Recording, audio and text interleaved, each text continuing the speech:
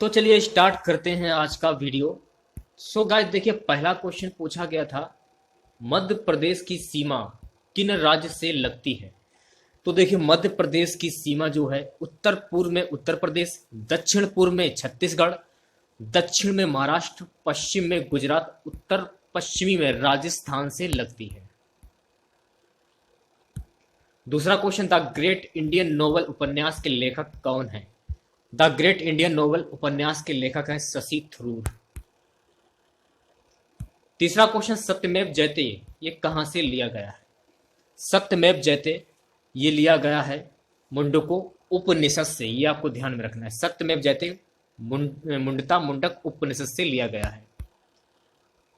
सत्यमेव जयते भारत का राष्ट्रीय आदर्श वाक्य है। यह प्रतीक उत्तर भारतीय राज्य उत्तर प्रदेश में वाराणसी के निकट सारनाथ में 250 ईस्वी पूर्व में सम्राट अशोक द्वारा बनवाए गए सिंह स्तंभ के शिखर से लिया गया है, लेकिन उसमें यह आदर्श वाक्य नहीं है। सत्यमेव जयते मूलतः मुंडक उपनिषद का सर्वज्ञात मंत्र 3.1.6 है। इस क्वेश्चन से आप लोगों को इतनी जानकारी प्राप्त हो जाती है। चौथा क्वेश्चन, पंचशील समझौता किसके मध्य हुआ था। तो पंचशील समझौता जो है ये भारत और चीन के मध्य में हुआ था। यह समझौता तत्कालीन प्रधानमंत्री जवाहरलाल नेहरू के नेतृत्व में हुआ था। पंचशील समझौते पर 50 साल पहले 29 अप्रैल 1954 को हस्ताक्षर हुए थे। चीन के क्षेत्र तिब्बत और भारत के बीच व्यापार और आपसी संबंधों को लेकर यह समझौता हुआ था। इस समझौते की प्रस्तावना में 5 सिद्धांत थे। अगले 5 साल तक भारत की विदेश नीति की रीढ़ रहे। पांचवा question, an era of darkness पुस्तक के लेखक कौन है। तो एन एरा डार्कनेस पुस्तक के लेखक हैं शशि थरूर। चलिए बात करते हैं नेक्स्ट क्वेश्चन की, पाल वंश के संस्थापक कौन है। पाल वंश के संस्थापक थे गोपाल पुत्र धर्मपाल।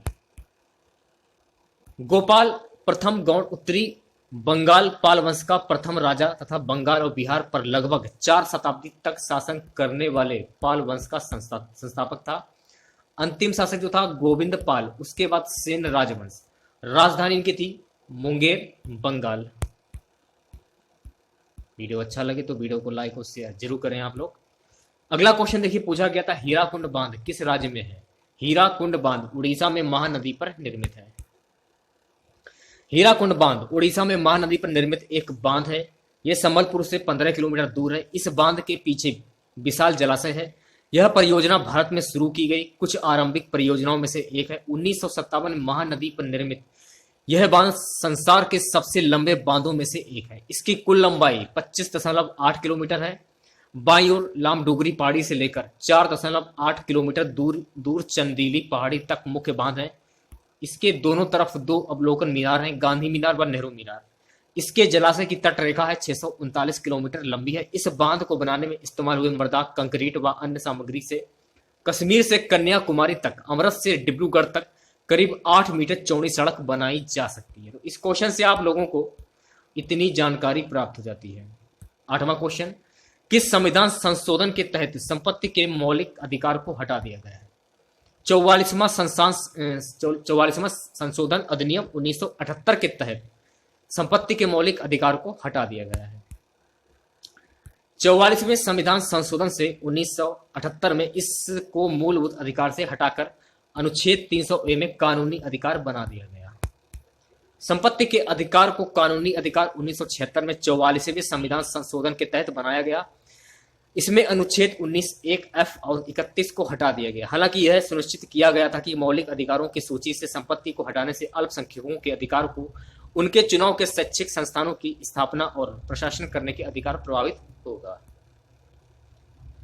9वां क्वेश्चन, ओजोन दिवस कब मनाया जाता है। तो ओजोन दिवस 16 सितंबर को मनाया जाता है। ओजोन दिवस 16 सितंबर को पूरी दुनिया में यह विश्व ओजोन दिवस मनाया जाता है। जीवन के लिए ऑक्सीजन से ज्यादा जरूरी ओजोन है और मुख्यतः इस दिवस का आयोजन करने की वजह यह है कि ओजोन परत के बारे में लोगों को जागरूक करने के साथ ही इसे बचाने के समाधान की और ध्यान एकत्रित करने के उद्देश्य से मनाया जाता है। इसका यही उद्देश्य है कि ओजोन क्या है। यह ऑक्सीजन के 3 परमाणु से मिलकर बना हुआ एक ऑप्शन है, गैस है जो वायुमंडल में बहुत कम मात्रा में पाई जाती है। यह समुद्र तट से 30 से 32 किलोमीटर की ऊंचाई पर इसकी क्षमता अधिक होती है। यह तीखे गंध वाली विषैली गैस, इसका आईपीसी नाम ट्रिक्स जॉन है। इसका घनत्व 2.14 किलोग्राम है मीटर क्यूब होता है। कितना डिग्री सेल्सियस होता है? चलिए बढ़ते हैं नेक्स्ट क्वेश्चन की ओर। भारत के सबसे युवा ग्रैंड मास्टर कौन बने हैं? भारत के सबसे ग्रैंड युवा मास्टर बने हैं गुकेश जी 2019 में, ये आपको ध्यान रखना है, ठीक है। तमिलनाडु के डी गुकेश दुनिया के दूसरे और भारत के सबसे युवा ग्रैंड मास्टर बन गए हैं। गुकेश ने मंगलवार को 12 साल 7 महीने में यह उपलब्धि हासिल की। उन्होंने अपने राज्य के आर प्रगनानंदा का रिकॉर्ड तोड़ा जो पिछले साल जून में ग्रैंड मास्टर में बने थे। तो इस क्वेश्चन से आप लोगों को इतनी जानकारी मिल जाती है। नेक्स्ट क्वेश्चन देखिए, मिस वर्ल्ड 2019 कौन बनी है? टोनी एन सिंह जो कि जमैका से बिलोंग करती हैं। मिस यूनिवर्स 2019 की बात करते हैं जो जीवनी टुंजी दक्षिण अफ्रीका। फेविना मिस इंडिया 2019 कौन बने? सुमन राव जो कि राजस्थान से हैं। 12वां क्वेश्चन, यूटी लद्दाख में कितने जिले हैं? यूटी लद्दाख में कुल कितने जिले हैं? 2, कारगिल और लेह। 13वां क्वेश्चन, कर्णम मल्लेश्वरी को पद्मश्री कब मिला था? 1999 में इनको पद्मश्री मिला था। 1994 के एशियाई चैंपियनशिप मुकाबलों में कोरिया में 3 स्वर्ण पदक जीते। 1998 के बैंकॉक एशियाई खेलों में 63 किलोग्राम वर्ग रजत पदक जीता। उसे पद्मश्री पुरस्कार भी प्रदान किया गया। वह ओलंपिक में पदक जीतने वाली पहली भारतीय महिला है। 1995 में उन्हें राजीव गांधी खेल रत्न, भारत का सर्वोच्च खेल सम्मान मिल चुका है। 14वां क्वेश्चन देखिए, कॉपर तांबा का परमाणु क्रमांक क्या है? तो कॉपर तांबा का परमाणु क्रमांक होता है 29। परमाणु द्रव्यमान 63.546 U। 15वां क्वेश्चन, मौलिक कर्तव्य किस देश से लिए गए हैं? तो मौलिक कर्तव्य USSR रूस से लिए गए हैं, ये आपको ध्यान रखना है, ठीक है। भारत के नागरिकों का मौलिक कर्तव्य कुछ इस प्रकार है। सरदार स्वर्ण सिंह समिति की अनुशंसा पर संविधान की 42वीं संशोधन 1976 ईस्वी के द्वारा मौलिक कर्तव्य को संविधान में जोड़ा गया। इसे रूस के संविधान से लिया गया है। 16वां क्वेश्चन देखिए, चीफ इलेक्शन कमिश्नर का कार्यकाल कितना होता है? तो 6 ईयर्स अप टू से एज 65 ईयर। वर्तमान में कौन है? वर्तमान में चीफ इलेक्शन कमिश्नर जो है वो वर्तमान में कौन है? सुनील अरोड़ा।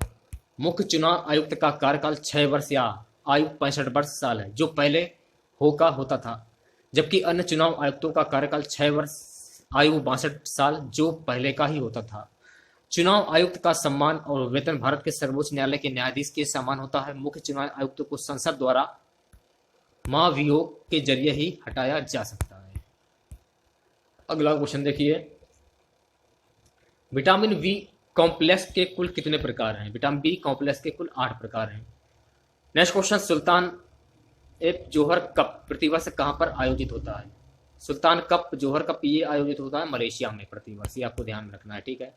टूर्नामेंट में 12 से 9 अक्टूबर तक चले मलेशिया में खेला जा रहा था। टीम की कमान मनदीप मोर को दी गई जबकि उप कप्तानी संजय को सौंपी गई। इस प्रतियोगिता में टीम का सामना मलेशिया, न्यूजीलैंड, जापान, ऑस्ट्रेलिया और ग्रेट ब्रिटेन से होगा। आज का हमारा सबसे लास्ट क्वेश्चन है, दक्षिण पश्चिम रेलवे का मुख्यालय कहां पर स्थित है? तो दक्षिण पश्चिम का रेलवे का मुख्यालय हुबली कर्नाटक में स्थित है। दक्षिण पश्चिम रेलवे को दक्षिण मध्य रेलवे के पुनर्गठित हुबली डिवीजन एवं दक्षिण रेलवे के बेंगलोर और मैसूर डिवीजनों को मिलाकर बनाया गया था। इस रेलवे ने 1 अप्रैल 2003 से कार्य प्रारंभ कर दिया और इसका मुख्यालय कर्नाटक राज्य के हुबली शहर में है। तो आज की वीडियो में बस इतना ही। आशा करते हैं आज का वीडियो आप लोगों को पसंद आया होगा। सेकंड शिफ्ट के लिए चैनल को सब्सक्राइब जरूर कर लें आप लोग। जो आपका सेकंड शिफ्ट का एग्जाम होगा उसका भी पेपर मैं इस चैनल पर अपलोड करूंगा, तो चैनल को सब्सक्राइब करके बेल आइकन प्रेस कर दें, जिससे कि आने वाली सारी नए वीडियो की नोटिफिकेशन आप सभी लोगों तक आसानी से पहुंच जाए। तो चलिए मिलते हैं नेक्स्ट वीडियो के साथ। जय हिंद, जय भारत।